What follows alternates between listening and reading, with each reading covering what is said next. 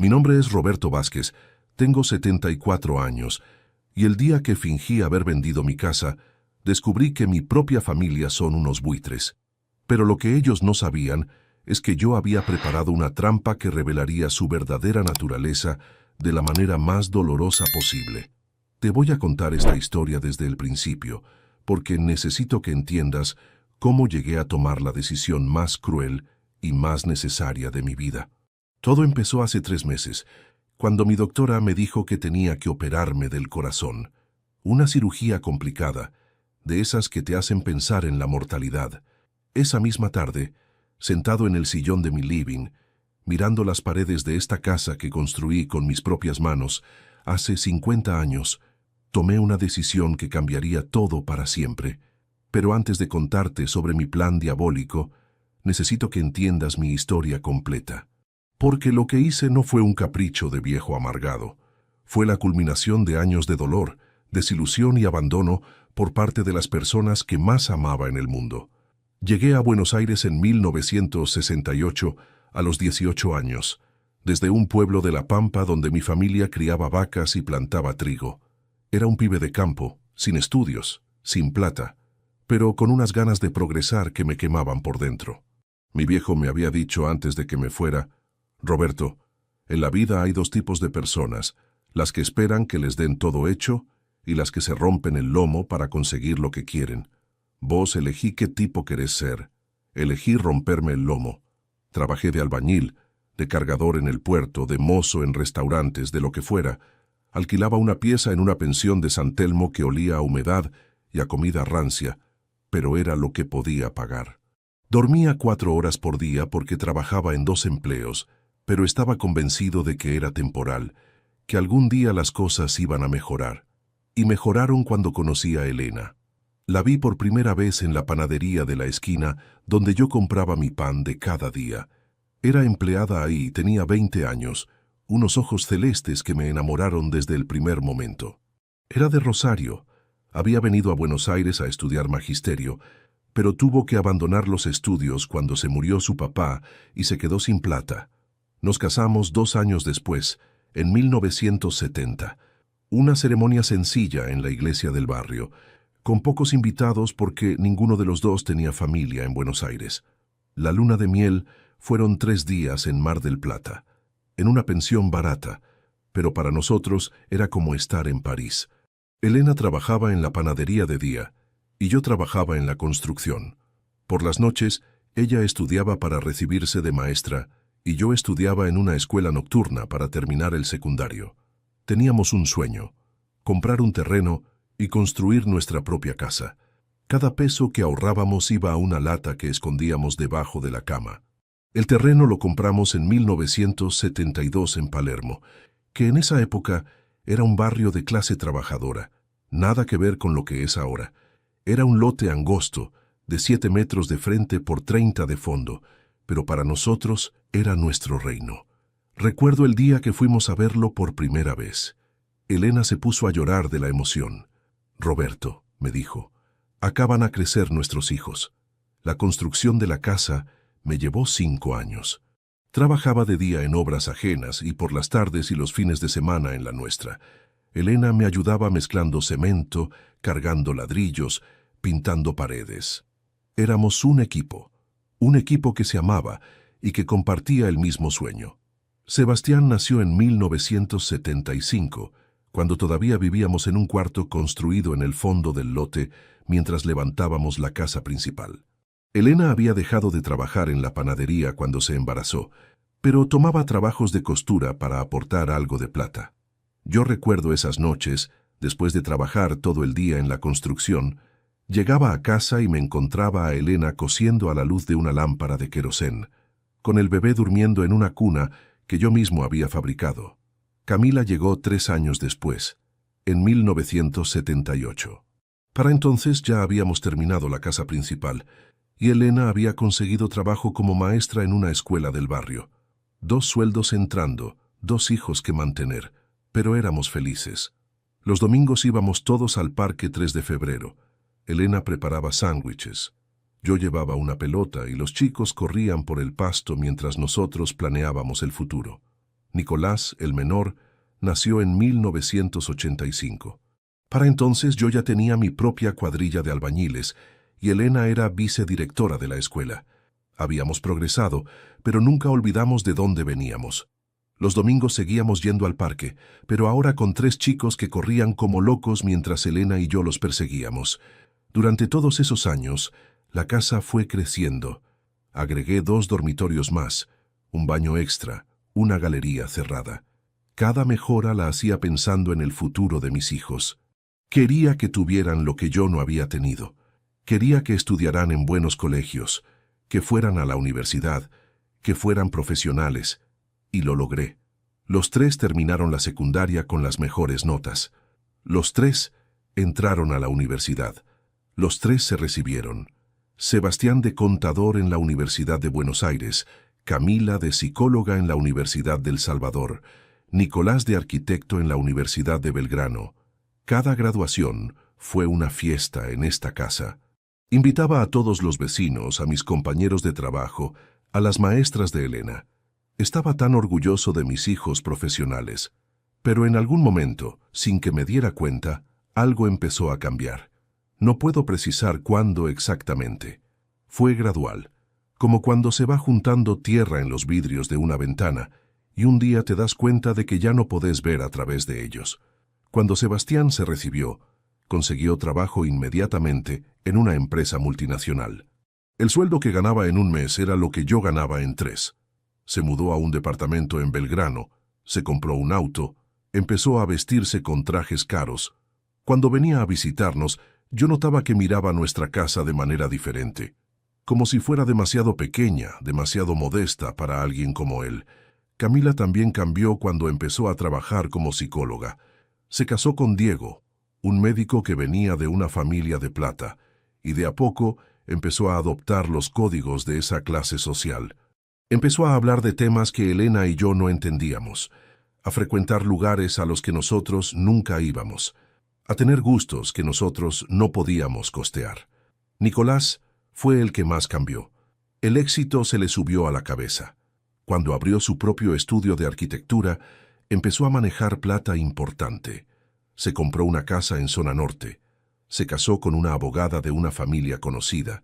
Empezó a moverse en círculos sociales donde Elena y yo éramos un estorbo. Las visitas se fueron espaciando. Al principio venían todos los domingos, después cada 15 días, después una vez por mes, y cuando venían, siempre había algo que los apuraba. Los chicos tenían actividades, ellos tenían compromisos sociales, siempre había una excusa para irse temprano. Elena se daba cuenta de que algo estaba pasando, pero trataba de justificarlos. Son jóvenes, Roberto, me decía. Tienen sus vidas, sus responsabilidades. Es normal que quieran independizarse, pero yo veía que era algo más que independencia. Era vergüenza. Vergüenza de sus padres, de su origen, de la casa donde habían crecido. Cuando Elena se enfermó, en el 2017, todo se aceleró. Los primeros síntomas fueron sutiles. Se olvidaba de cosas, se cansaba más de lo normal, perdía peso sin razón aparente.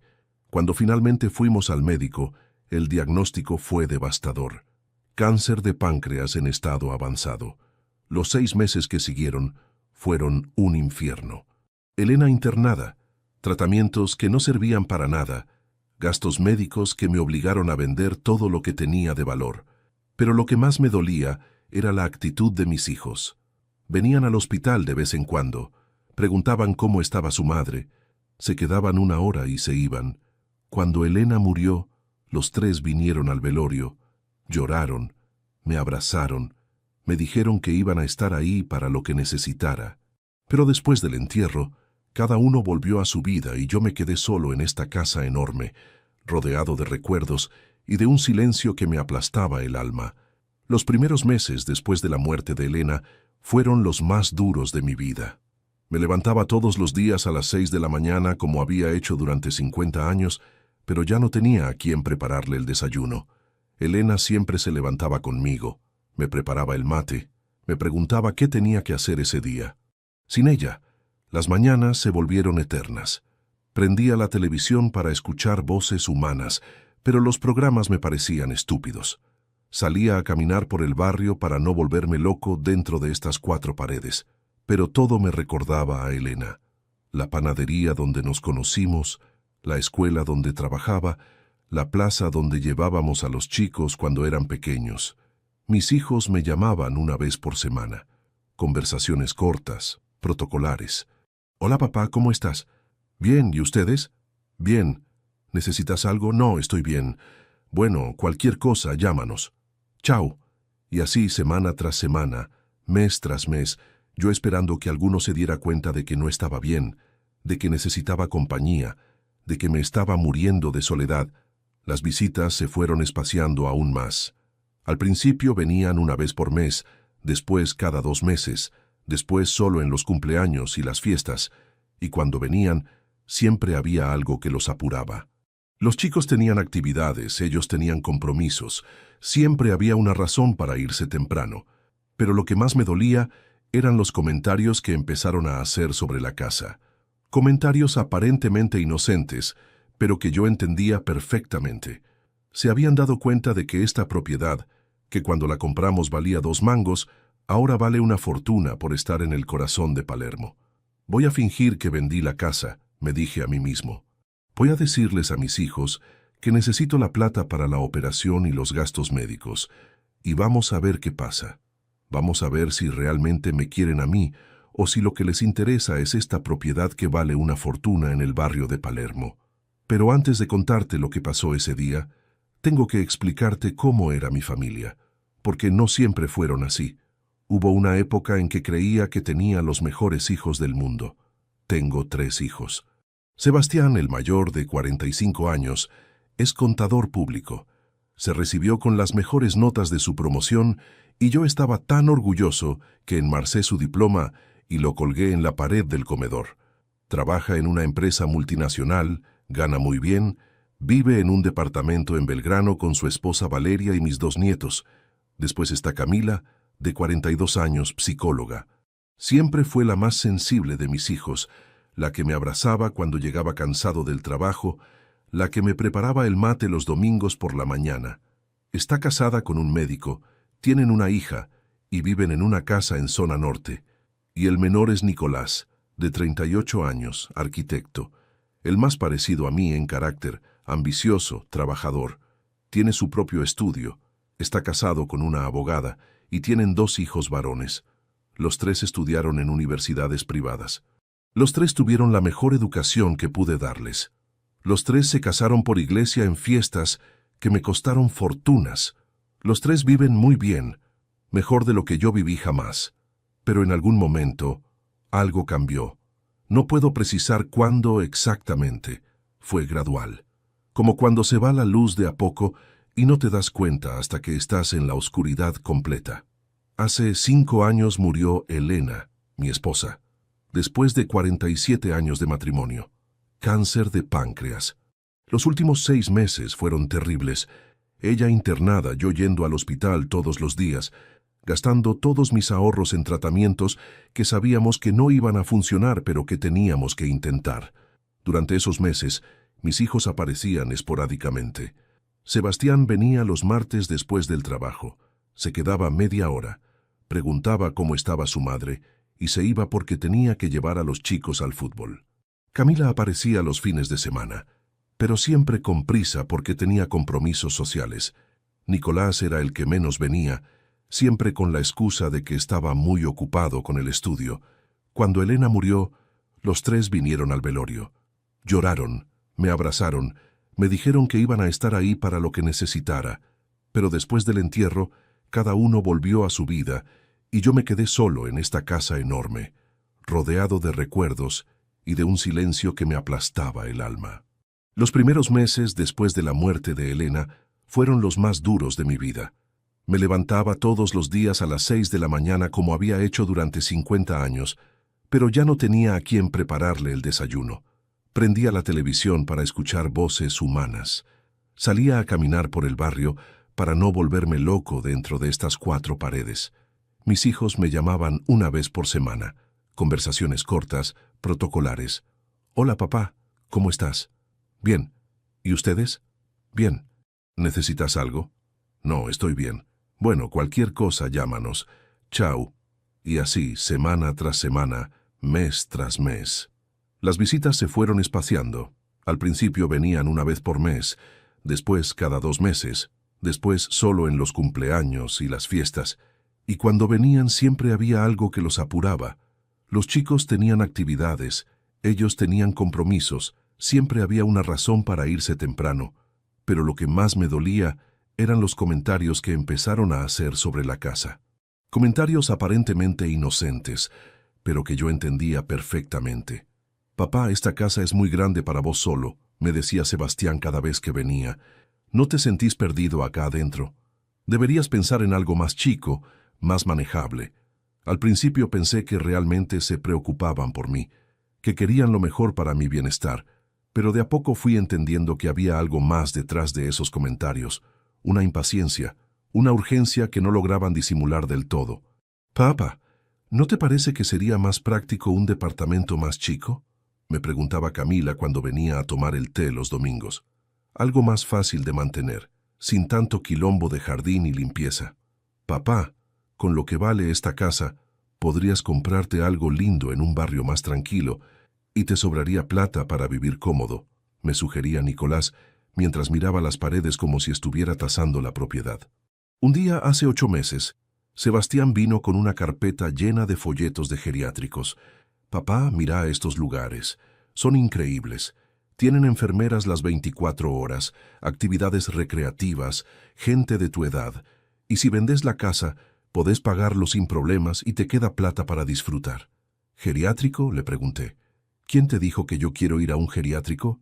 No es que quieras, papá, es que sería lo más conveniente. Vos ya no sos joven. ¿Qué pasa si te caes y no hay nadie para ayudarte? ¿Qué pasa si te sentís mal en la madrugada? Acá estás muy solo». Sus argumentos eran lógicos, sensatos, pero había algo en su tono, en su insistencia, que me molestaba, como si ya hubiera tomado la decisión por mí y solo necesitara que yo firmara los papeles, como si yo fuera un viejo chocho que no podía manejar su propia vida. Esa noche, después de que se fuera Sebastián, me quedé despierto pensando. Y fue ahí cuando tuve una revelación que me heló la sangre. Mis hijos no estaban preocupados por mi bienestar. Estaban preocupados por su herencia. Esta casa, en el corazón de Palermo, vale más de $500,000. El barrio se había puesto de moda. Habían abierto restaurantes caros, galerías de arte, hoteles boutique.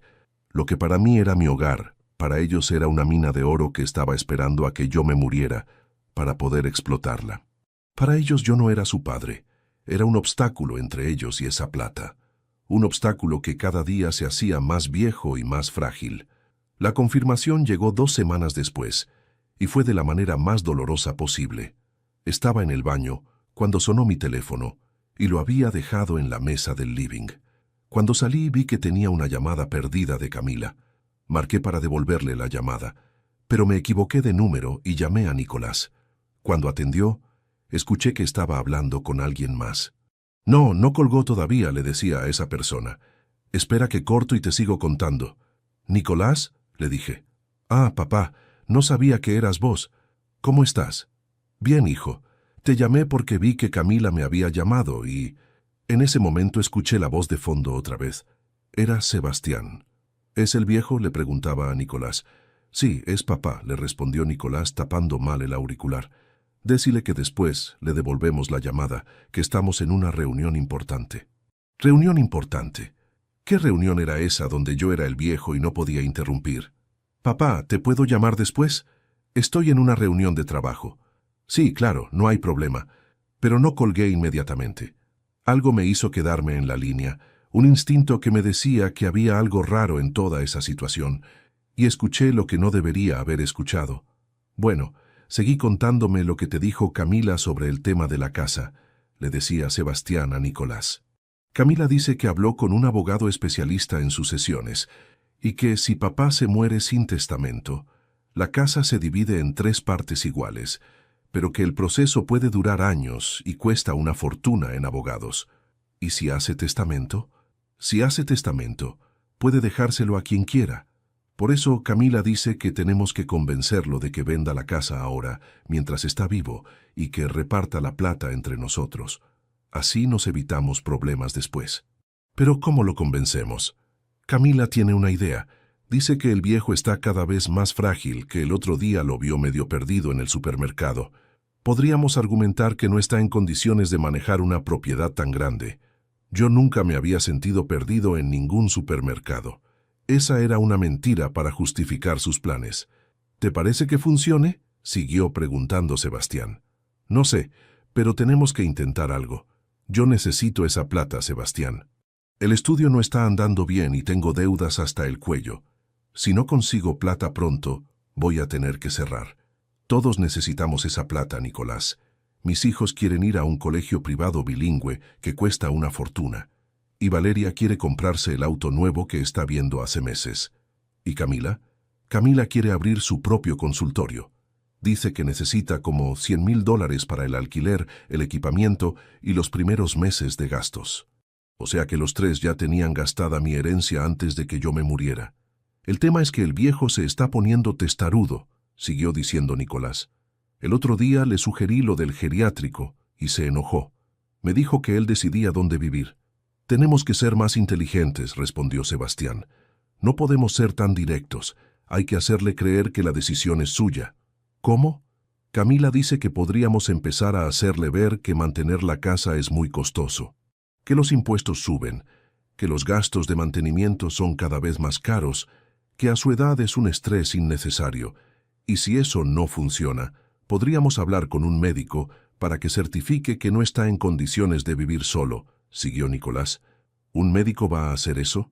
Camila conoce psiquiatras que podrían argumentar que la depresión por la muerte de mamá lo tiene en un estado de vulnerabilidad que no le permite tomar decisiones racionales. Ahí fue cuando me di cuenta de la profundidad de su traición. No solo querían mi casa, estaban dispuestos a declararme loco para conseguirla.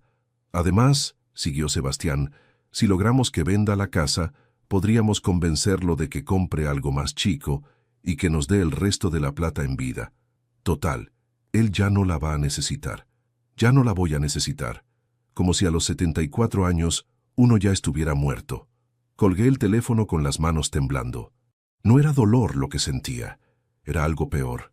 Era la sensación de haber sido traicionado por las personas que más amaba en el mundo.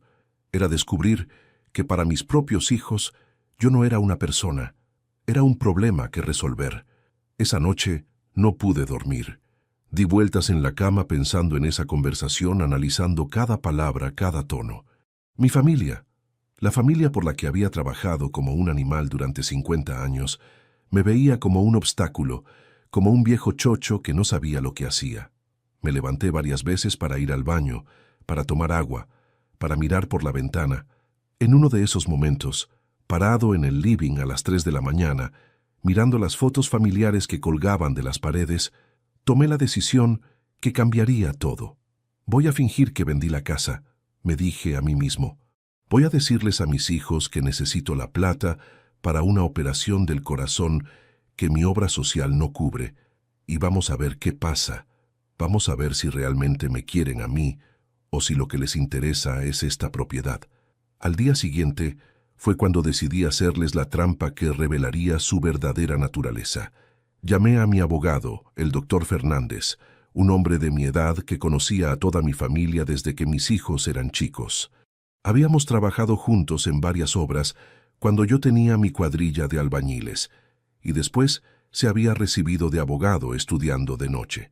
Era una de las pocas personas en las que confiaba completamente. Doctor, necesito que me ayude con algo muy particular, le dije. Usted dirá, don Roberto, quiero que redacte un contrato de venta falso de mi casa, un contrato que parezca real, con sellos, firmas, todo lo que haga falta para que sea creíble. ¿Para qué necesita eso, don Roberto? Para ponerle una trampa a mi familia. Quiero que crean que vendí la casa para ver cómo reaccionan. El doctor Fernández me escuchó en silencio mientras le contaba toda la historia. Le relaté la conversación telefónica que había escuchado, las visitas cada vez más espaciadas, los comentarios sobre la casa, las sugerencias del geriátrico. Don Roberto, me dijo cuando terminé de hablar, ¿Está seguro de que quiere hacer esto? A veces es mejor no saber ciertas cosas. Doctor, a los 74 años ya no tengo tiempo para ilusiones. Necesito saber con quién estoy viviendo mis últimos años. Necesito saber si mis hijos me quieren a mí o si solo esperan que me muera para heredar. El doctor Fernández preparó todo el papeleo falso con la meticulosidad de un relojero suizo. Un contrato de venta por $400,000, con el comprador siendo una empresa inmobiliaria que él mismo inventó y registró para la ocasión. Incluso creó un expediente completo con todas las verificaciones legales, sellos municipales, certificados de deudas. Todo parecía tan real que hasta yo mismo me convencí por un momento de que había vendido la casa. También preparamos una historia convincente. Yo iba a decirles a mis hijos que había tenido que vender urgente, porque necesitaba la plata para una operación del corazón muy costosa que mi obra social no cubría. Una operación que era real. Efectivamente tenía que operarme de un bypass coronario, pero que en verdad mi obra social sí cubría completamente. La doctora que me atendía en el italiano me había explicado que era una cirugía de rutina, que miles de personas se la hacían todos los años, que los riesgos eran mínimos. Pero para los efectos de mi plan, iba a presentarla como una operación experimental muy cara que solo se podía hacer en una clínica privada. Pasé 2 semanas preparando cada detalle de la trampa. Estudié los folletos de clínicas privadas, memoricé nombres de cirujanos cardiológicos, investigué precios de cirugías cardíacas en el exterior. Tenía que hacer que la historia fuera creíble, hasta en el último detalle. También practiqué mi actuación frente al espejo. Tenía que parecer un hombre desesperado que había tomado una decisión dolorosa, pero necesaria. No podía dar la impresión de que estaba poniendo a prueba a mi familia, porque eso arruinaría todo el experimento. El día elegido fue un domingo. Los cité a los 3 para almorzar, algo que no había hecho en meses. Les dije que tenía algo muy importante que contarles, algo que afectaría a toda la familia, cada palabra, cada tono. Mi familia, la familia por la que había trabajado como un animal durante 50 años, me veía como un obstáculo, como un viejo chocho que no sabía lo que hacía. Al día siguiente fue cuando decidí hacerles la trampa que revelaría su verdadera naturaleza. Llamé a mi abogado, el doctor Fernández, un hombre de mi edad que conocía a toda mi familia desde que mis hijos eran chicos. «Doctor, necesito que me ayude con algo muy particular», le dije. «Usted dirá, don Roberto, quiero que redacte un contrato de venta falso de mi casa, un contrato que parezca real, con sellos, firmas, todo lo que haga falta para que sea creíble». «¿Para qué necesita eso, don Roberto?» «Para ponerle una trampa a mi familia. Quiero que crean que vendí la casa para ver cómo reaccionan». El doctor Fernández me escuchó en silencio mientras le contaba lo que había escuchado en la conversación telefónica de mis hijos. «Don Roberto», me dijo cuando terminé de hablar, «¿está seguro de que quiere hacer esto? A veces es mejor no saber ciertas cosas. Doctor, a los 74 años ya no tengo tiempo para ilusiones. Necesito saber con quién estoy viviendo mis últimos años». El doctor Fernández preparó todo el papeleo falso. Un contrato de venta por $400,000, con el comprador siendo una empresa inmobiliaria inventada. Todo parecía tan real que hasta yo mismo me convencí por un momento de que había vendido la casa. También preparamos una historia convincente. Yo iba a decirles a mis hijos que había tenido que vender urgente porque necesitaba la plata para una operación del corazón muy costosa que mi obra social no cubría. Una operación que era real, pero que en verdad mi obra social sí cubría completamente. El día elegido fue un domingo. Los cité a los 3 para almorzar, algo que no había hecho en meses. Les dije que tenía algo muy importante que contarles. Sebastián llegó primero con Valeria y los chicos. Se notaba extrañado por la invitación, pero trataba de disimular su sorpresa. «¿Todo bien, papá?», me preguntó. «¿Para qué nos citaste a todos?» «Ya van a ver», le dije. «Esperemos que lleguen los otros». Camila llegó 15 minutos después con su marido Diego y su hija. Se veía preocupada. «Papá, me tenés asustada. ¿Pasó algo?» «No, hija, tranquila. Solo quiero hablar con ustedes de algo importante». Nicolás fue el último en llegar, como siempre. Vino solo porque su esposa se había quedado con los chicos en una fiesta de cumpleaños. Cuando estuvimos todos sentados en el comedor, en esa mesa donde habíamos compartido miles de comidas familiares, donde habían sopado las velas de sus cumpleaños cuando eran chicos, donde habíamos brindado por sus graduaciones y sus casamientos, saqué la carpeta con los papeles falsos.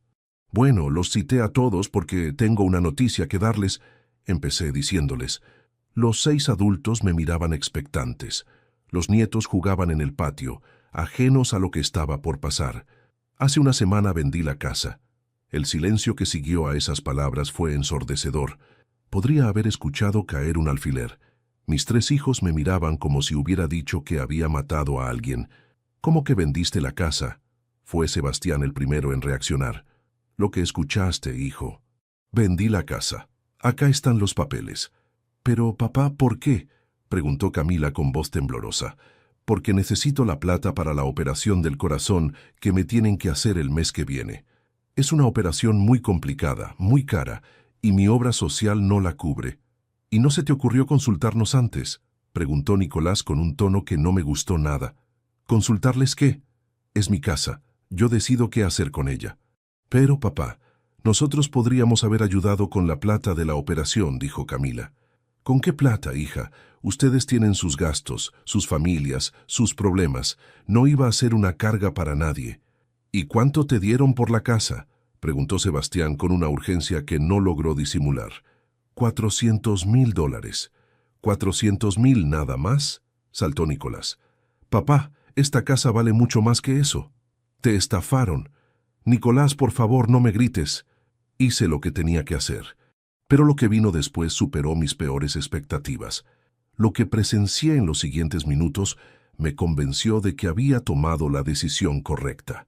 Valeria, la esposa de Sebastián, que siempre había sido la más callada de las nueras, fue la primera en mostrar su verdadera cara.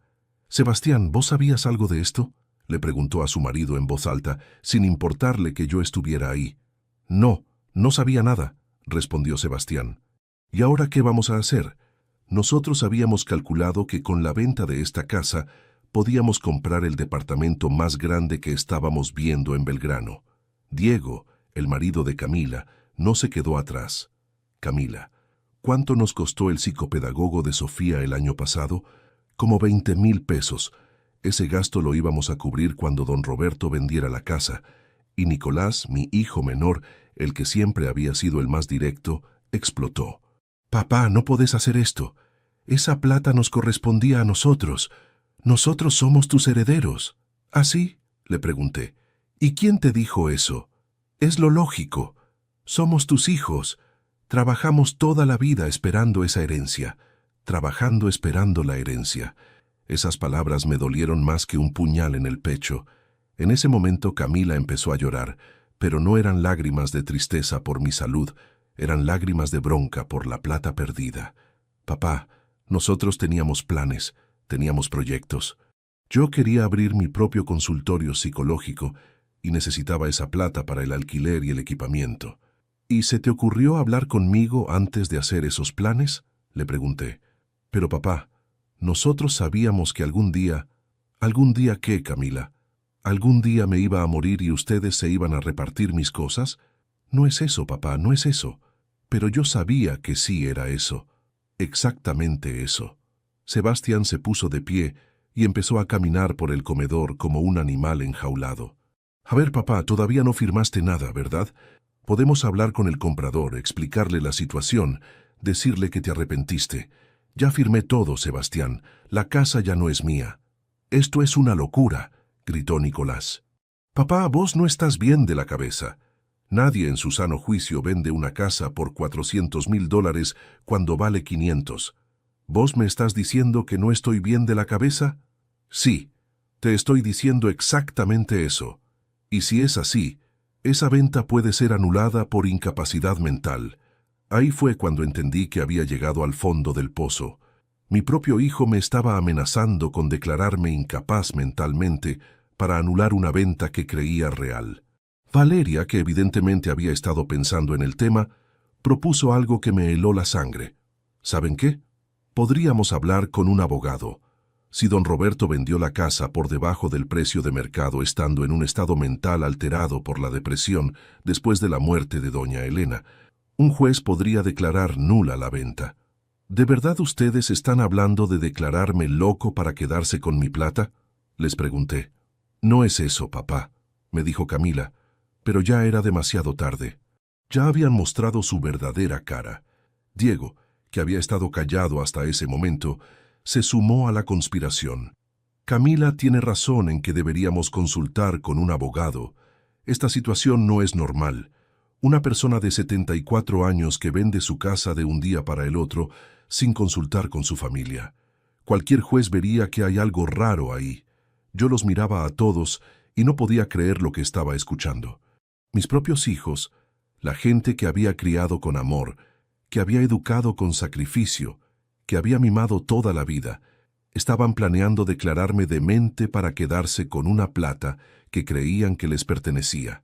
¿Y cuándo te vas de la casa?, preguntó Sebastián. El mes que viene después de la operación. ¿Y a dónde vas a ir? Alquilé un departamento pequeño en Caballito. ¿En Caballito?, preguntó Valeria con cara de asco. Papá, usted no puede vivir en Caballito. Es un barrio horrible. Es lo que puedo pagar con lo que me sobra después de pagar la operación. Pero podés vivir con nosotros, me dijo Camila, aunque su tono no sonaba para nada convincente. ¿En serio?, le pregunté. ¿Tenés lugar para mí en tu casa? Bueno, tendríamos que ver, pero algo se puede arreglar. Algo se puede arreglar. ¡Qué generosa! Nicolás, que había estado en silencio procesando toda la información, de repente tuvo una idea. Papá, ¿y si la operación sale mal?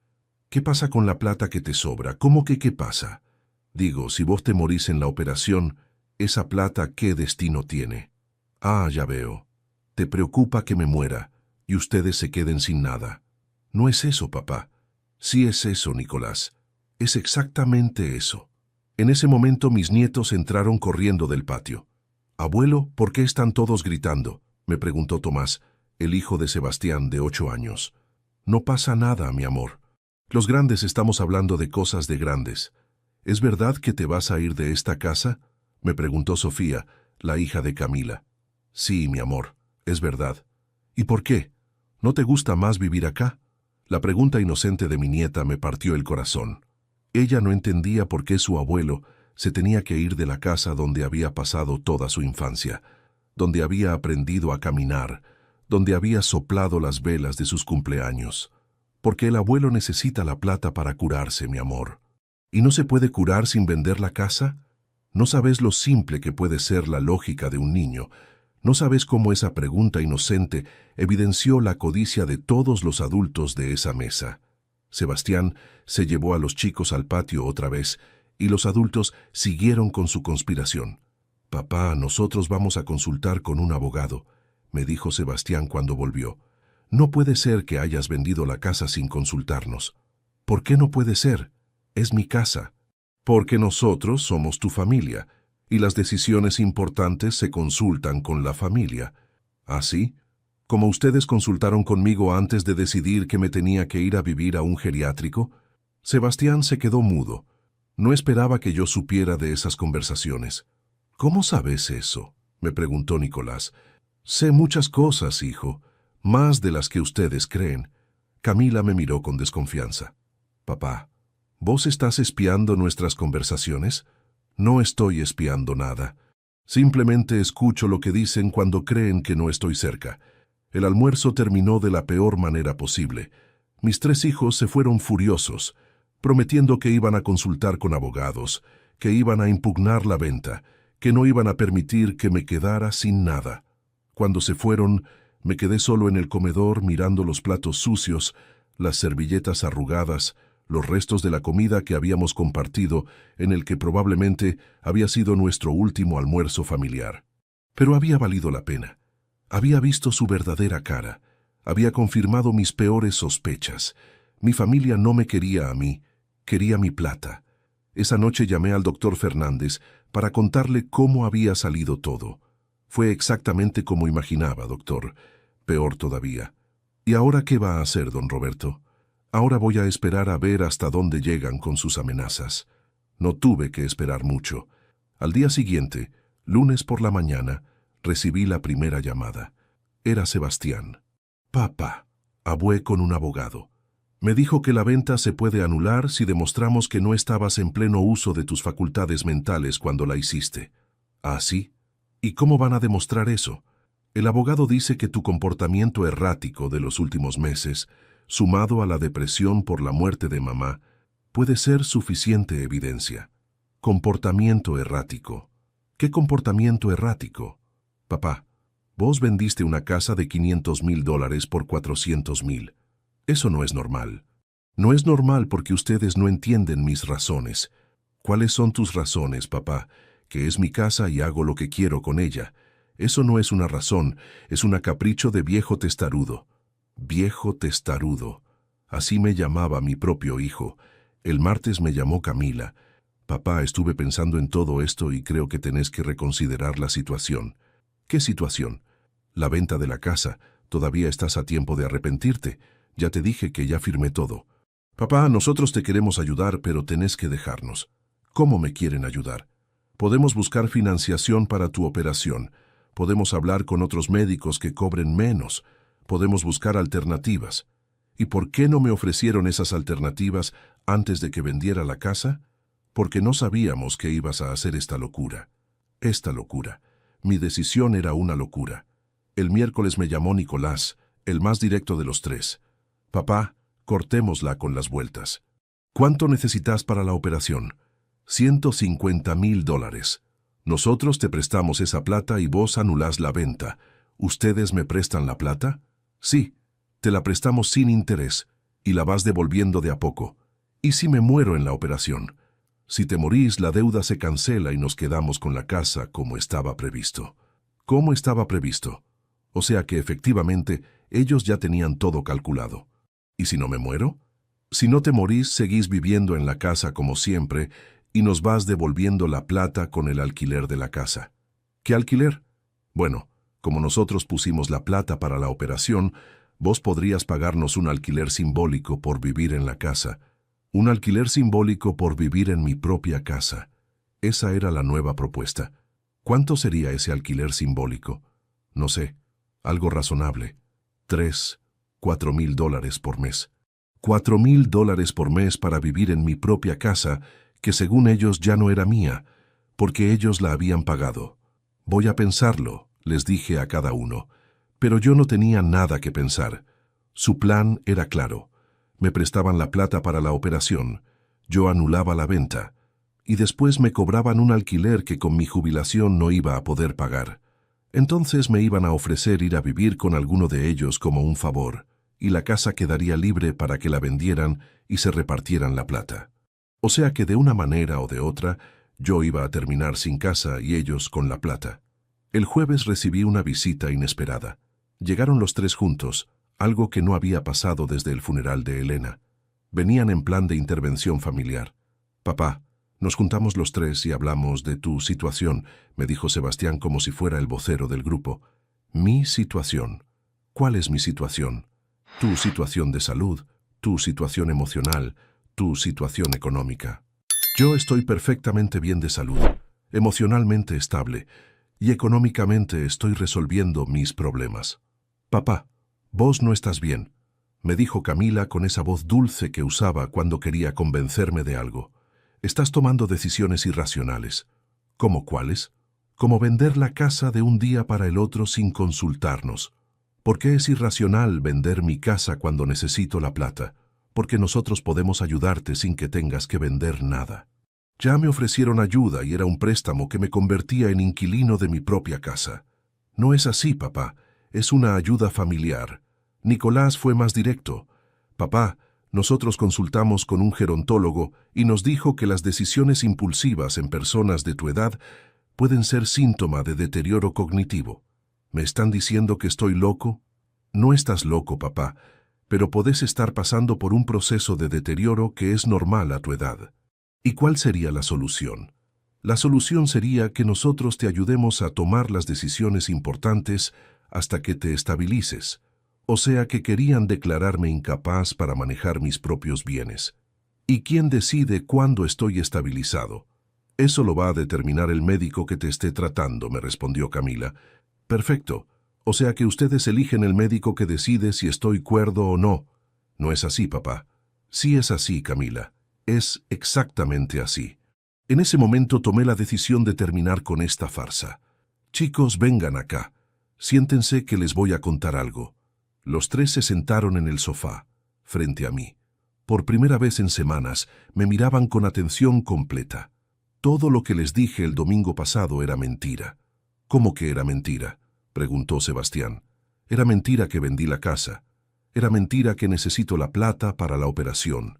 Era mentira todo. Los tres me miraron como si hubiera perdido completamente la razón. ¿De qué estás hablando, papá?, preguntó Nicolás. Estoy hablando de que fingí haber vendido la casa para ver cómo reaccionaban ustedes, y ya vi cómo reaccionaron. Sebastián se puso rojo de la bronca. ¿Nos mentiste? ¿Nos hiciste pasar por toda esta angustia por una mentira? ¿Angustia?, le pregunté. ¿Qué angustia? La única angustia que vi fue por la plata que creían que habían perdido. Papá, nosotros estuvimos preocupados por vos, me dijo Camila. ¿Preocupados por mí? Camila, ustedes estuvieron preocupados por una herencia que nunca les correspondió. ¿Cómo que nunca nos correspondió?, preguntó Nicolás. Somos tus hijos. Ser mis hijos no les da derecho automático a mi propiedad, Nicolás. En ese momento saqué mi teléfono y puse en el parlante una grabación que había hecho de la conversación telefónica que había escuchado semanas atrás. Cuando terminó de sonar la grabación, los tres estaban pálidos como cadáveres. ¿Nos estuviste espiando?, me preguntó Sebastián. No los estuve espiando. Escuché por casualidad una conversación que no era privada, donde ustedes estaban planificando cómo sacarme mi casa. Papá, esa conversación está sacada de contexto, me dijo Camila. ¿Qué contexto le da sentido a que hablen de convencerme de vender mi casa para repartirse la plata? Nosotros estábamos preocupados por tu futuro, papá. ¿Mi futuro? Camila, ustedes estaban preocupados por su presente, por sus deudas, por sus gastos, por sus proyectos. Nicolás se puso de pie y empezó a caminar nervioso. Papá, está bien. Admito que esa conversación sonó mal, pero nuestras intenciones eran buenas. ¿Cuáles eran sus buenas intenciones? Queríamos que estuvieras mejor cuidado. ¿En un geriátrico? ¿En un lugar donde no estuvieras solo? ¿Y mi casa qué iba a pasar? Bueno, la casa se iba a vender para pagar tus gastos, y lo que sobrara iba a ser para nosotros, como debe ser. ¿Cómo debe ser? Ahí estaba la verdad. Sebastián trató de cambiar el rumbo de la conversación. Papá, todo esto es muy confuso. Lo importante es que no vendiste la casa y que estás bien de salud. Sí, Sebastián, no vendí la casa, pero no estoy bien. ¿Qué te pasa? No estoy bien porque descubrí que mis hijos son unas personas horribles. Papá, exclamó Camila, ¿te parece exagerado? Ustedes me amenazaron con declararme demente para anular una venta que creían real. Me ofrecieron prestarme plata para después cobrarme alquiler en mi propia casa. Planificaron mandarme a un geriátrico para quedarse con mi propiedad. ¿Cómo le dirías a eso? Papá, nosotros te queremos, me dijo Nicolás. ¿Me quieren? ¿Esto es querer? Te queremos, pero también tenemos nuestras necesidades. Sus necesidades. Esa era la palabra clave. ¿Y mis necesidades no importan? Sí importan, pero vos ya viviste tu vida. Nosotros tenemos hijos que criar, gastos que cubrir, proyectos que realizar. Yo ya viví mi vida. Esas palabras me dolieron más que todo lo anterior. ¿Sabes qué, Nicolás? Tenés razón, yo ya viví mi vida, y la viví trabajando como un animal para darles a ustedes todo lo que quisieron. Los mejores colegios, la mejor ropa, las mejores vacaciones, los mejores cumpleaños. Me rompí el lomo durante 50 años para que ustedes tuvieran todo. Papá, nosotros te agradecemos todo eso. ¿Me agradecen? ¿Cómo? ¿Viniendo a verme una vez cada 2 meses? ¿Llamándome una vez por semana para preguntarme si estoy vivo? ¿Planeando encerrarme en un geriátrico? No es así, papá. Sí es así, Sebastián. Es exactamente así. En ese momento tomé la decisión más importante de mi vida. Bueno, chicos, ya que ustedes creen que ya viví mi vida y que lo único que les importa es mi herencia, los voy a ayudar. ¿Cómo nos vas a ayudar?, preguntó Camila. Les voy a dar su herencia ahora mismo. Los tres se miraron sorprendidos. Mañana voy a ir al abogado y voy a hacer testamento.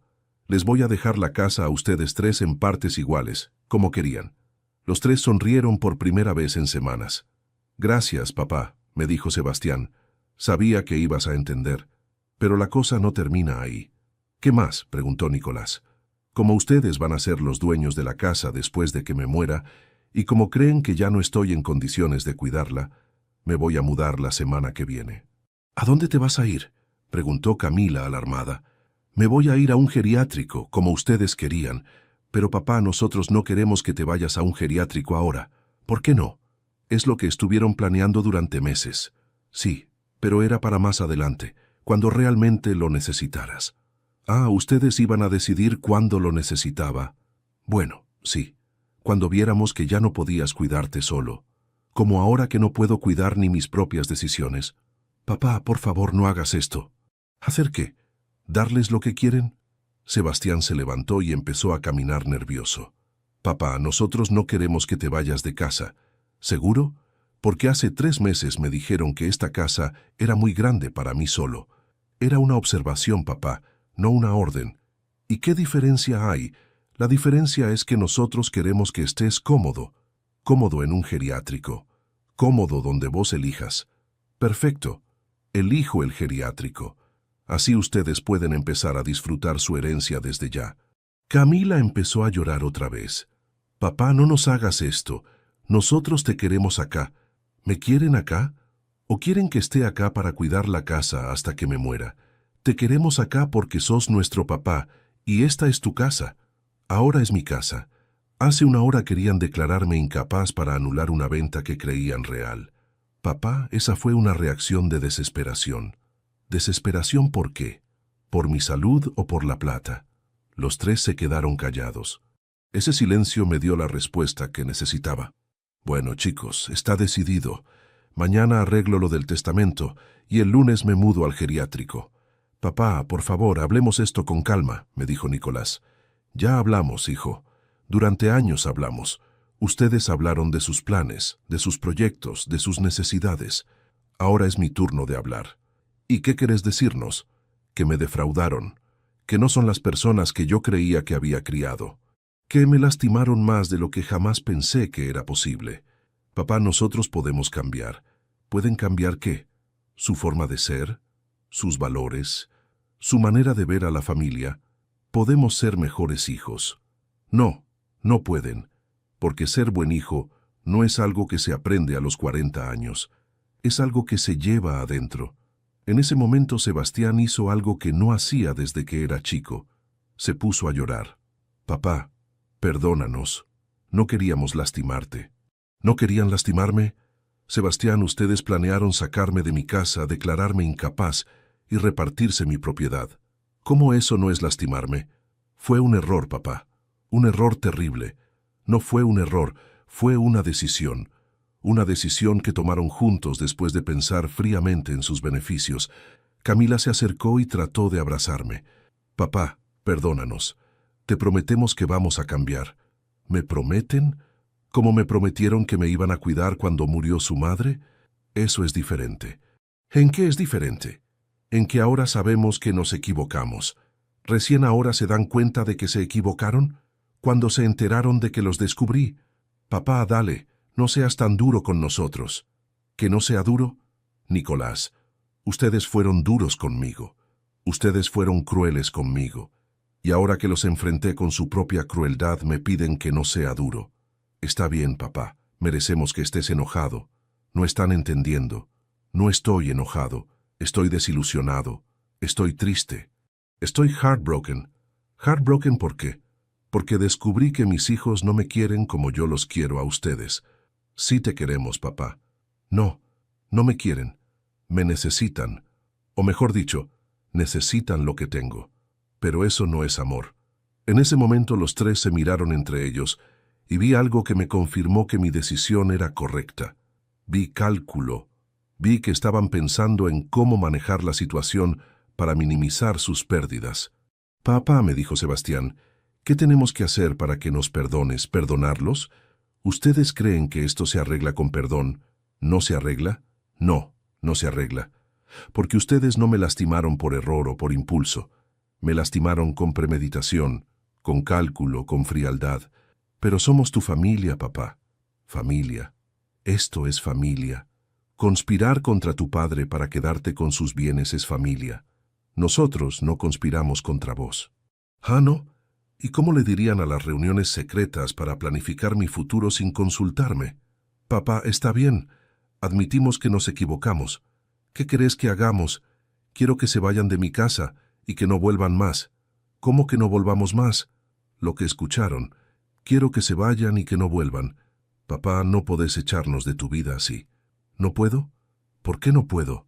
Porque somos tus hijos. Ser mis hijos no les da derecho a lastimarme impunemente. Camila se puso histérica. Papá, no podés hacer esto. Somos tu familia, no tenés a nadie más. Tengo razón, Camila, no tengo a nadie más, pero es mejor estar solo que estar con gente que te lastima. Pero nosotros te queremos. ¿Me quieren? ¿Dónde estaba ese amor cuando planeaban encerrarme en un geriátrico? ¿Dónde estaba cuando calculaban cuánto iba a valer mi casa? ¿Dónde estaba cuando decidieron que ya no estaba en condiciones de tomar mis propias decisiones? Sebastián trató un último argumento. Papá, pensá en los nietos. Ellos te aman. No podés privarlos de su abuelo. Privarlos. Sebastián, ustedes son los que me estaban privando de mis nietos. ¿Cuándo fue la última vez que pasé un día entero con ellos? ¿Cuándo fue la última vez que los llevé al parque o al cine? Ustedes ya me habían apartado de ellos. Eso puede cambiar, papá. No, no puede cambiar. Porque para que cambiara, ustedes tendrían que cambiar. Y la gente no cambia a los 40 años. Nicolás hizo un último intento. Papá, si nos echas de tu vida, ¿qué vas a hacer? ¿Cómo vas a vivir? Voy a vivir en paz, Nicolás. Por primera vez en años voy a vivir en paz. Pero vas a estar solo. Sí, voy a estar solo. Pero voy a estar solo con dignidad. Los tres se quedaron parados en medio del living sin saber qué hacer. Váyanse, les dije. Váyanse ahora y no vuelvan más. Papá, por favor, váyanse. Se fueron llorando los tres, pero yo sabía que no era tristeza por perderme, era bronca por haber perdido su herencia. Cuando se cerró la puerta, me quedé solo en esta casa enorme, en el silencio absoluto. Pero por primera vez en meses, no era un silencio que me aplastaba, era un silencio liberador. Esa noche llamé al doctor Fernández. Doctor, quiero cambiar mi testamento. ¿Qué quiere hacer, don Roberto? Quiero dejarle toda mi fortuna a instituciones de caridad. ¿Y sus hijos? Mis hijos ya mostraron que no necesitan mi amor. Solo necesitaban mi plata, y mi plata se la voy a dar a gente que realmente la necesite. Al día siguiente empecé los trámites. La casa, que vale más de $500,000, va a ir a una fundación que construye hogares para chicos abandonados. Mis ahorros, que suman otros $200,000, van a ir a un hogar de ancianos que atiende a gente sin recursos, pero no me voy a ir a ningún geriátrico. Me voy a quedar en mi casa hasta el día que me muera.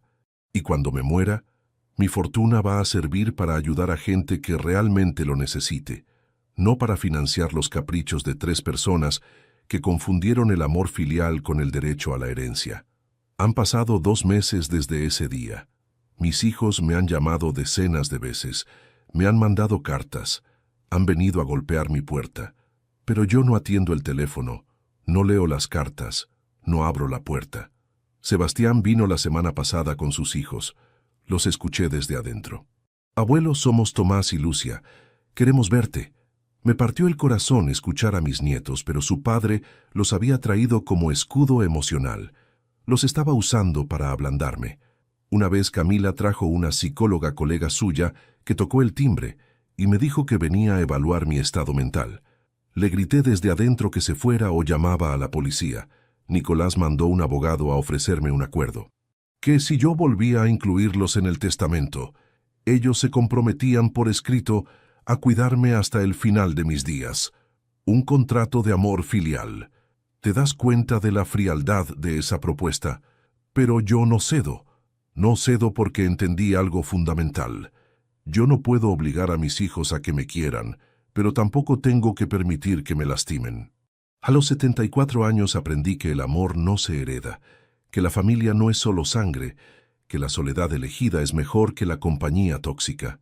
Mis vecinos me cuidan más que mis propios hijos.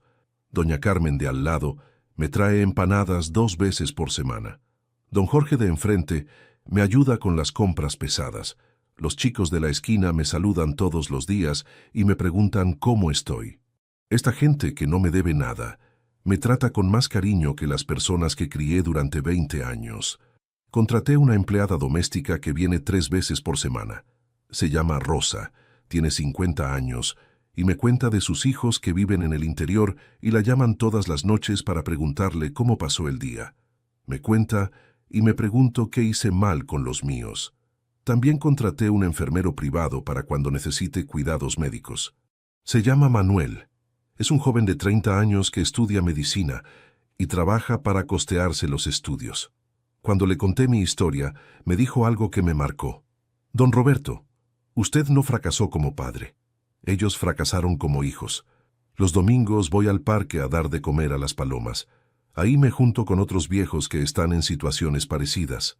Don Luis, que tiene 80 años, me dijo la semana pasada: Roberto, los hijos son como las plantas. Vos podés regarlas, abonarlas, cuidarlas, pero si la semilla viene podrida, no va a crecer una planta sana. Tenía razón. Yo hice todo lo que pude como padre, pero no pude cambiar la naturaleza egoísta de mis hijos. La operación del corazón la tengo programada para el mes que viene. Es verdad que es riesgosa, pero mi obra social la cubre completamente. Si salgo bien, voy a seguir viviendo en esta casa, rodeado de gente que me aprecia por quien soy, no por lo que tengo. Si la operación sale mal, voy a morir en paz sabiendo que mi fortuna va a servir para ayudar a chicos que necesitan un hogar y a viejos que necesitan cuidados. De cualquier manera, voy a morir con dignidad.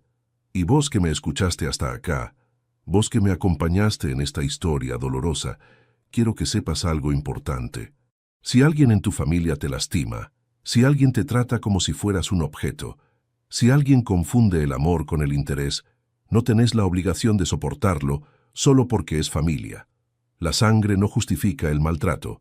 El amor no se exige, se gana. Y la dignidad no se negocia ni siquiera con tus propios hijos. Yo perdí 3 hijos, pero gané la tranquilidad de saber que hice lo correcto. Perdí una familia, pero encontré mi autoestima. Perdí la ilusión de una vejez acompañada, pero gané la certeza de una vejez respetada. ¿Y vos qué harías en mi lugar? ¿Cuánto maltrato estarías dispuesto a soportar por no quedarte solo? ¿Cuánto de tu dignidad estarías dispuesto a sacrificar por mantener unida una familia que no te valora? Contame desde qué ciudad me estás escuchando y contame si esta historia te hizo reflexionar sobre tu propia familia. Porque al final, lo único que realmente tenemos es nuestra dignidad. Y esa no se hereda, no se regala, no se compra, esa se defiende. Y yo, Roberto Vázquez, a los 74 años, decidí defender la mía, aunque me costara todo lo que más amaba en el mundo.